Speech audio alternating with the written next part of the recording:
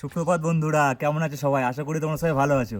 তো তোমাদের মধ্যে যুবসাথীর ফর্ম কারা কারা ফিল আপ করেছো আর এখনও পর্যন্ত অনলাইনে ফিল আপ করছো বা লাইনে দাঁড়িয়ে ঠেলা খেয়ে ফিল আপ করছো? তা আমার কাছে অবশেষে ফাইনাল খবর তো চলে এসেছে, উপরে ছোট্ট করে রেখেছি দেখো। তো তোমাদের মধ্যে এখানে যে খবরের লিস্টটা প্রকাশ করেছে, এখানে জানানো যাচ্ছে যে তোমরা কোনো রকম সরকারি এবং বেসরকারি কর্মসংস্থার সাথে যুক্ত থাকলে তোমরা এই টাকাটা পাচ্ছ না, ঠিক আছে? বা তোমরা কোনো রকম ব্যবসা বা কোনো রকম ডেলি ইনকাম 500 হোক, 1000 হোক, 100 হোক, তাও তোমরা পাচ্ছ না। তাহলে টাকাটা পাবে কারা?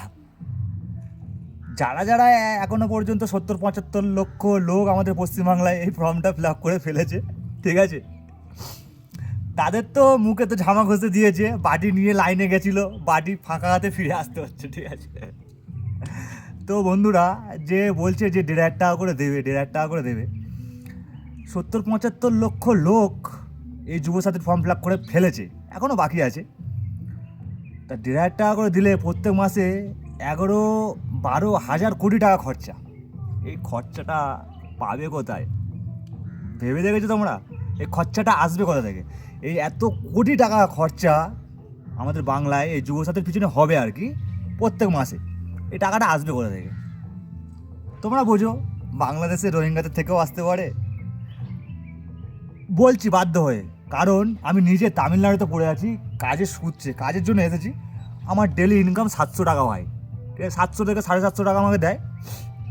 ভালো আছি, হেভি খুশিতে আছি, মজায় আছি। এখানে বন্ধুবান্ধব আছে, সবাই আছে, খুব ভালো আছি।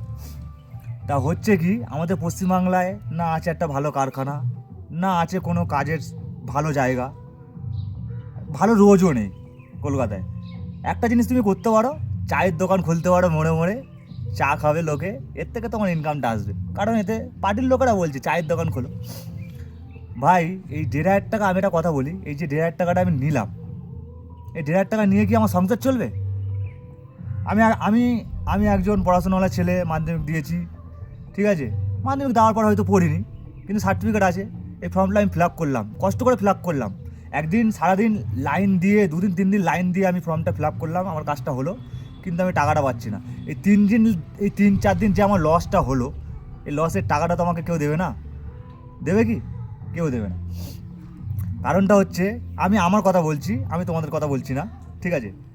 আমার বাড়িতে অন্ধ মা আছে, আমার 2টো ছেলে, বউ, ঠিক আছে?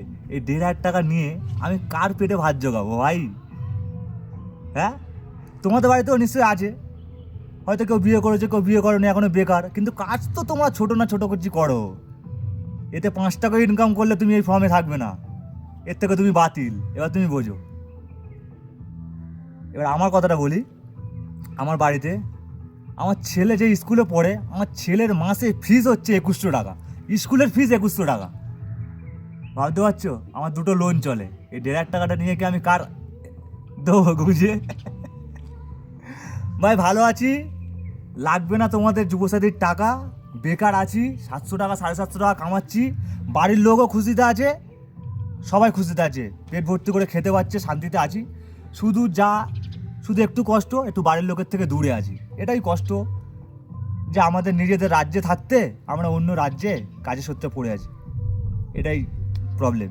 তো যারা যারা যুবসাথী ফর্ম ফিল আপ করেছো, তাদের জন্য বাটি হাতে ফাঁকা হাতে ছাড়া কোনো রাস্তা নেই, যেটা আমি দেখতে পাচ্ছি। তো ভালো থাকবেন, সুস্থ থাকবেন, সবাইকে বাই বাই।